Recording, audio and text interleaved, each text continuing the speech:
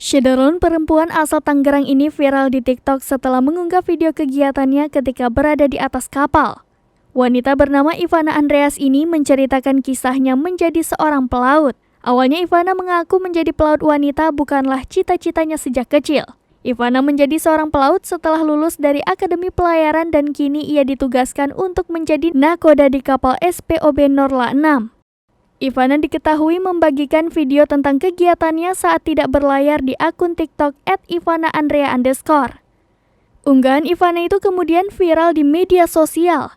Dikonfirmasi tribunnews.com, Ivana Andrea mengaku lahir di keluarga yang mengajarkan dirinya bersikap tegas. Hingga akhirnya, Ivana memilih melanjutkan pendidikan di Akademi Maritim Cirebon pada tahun 2017.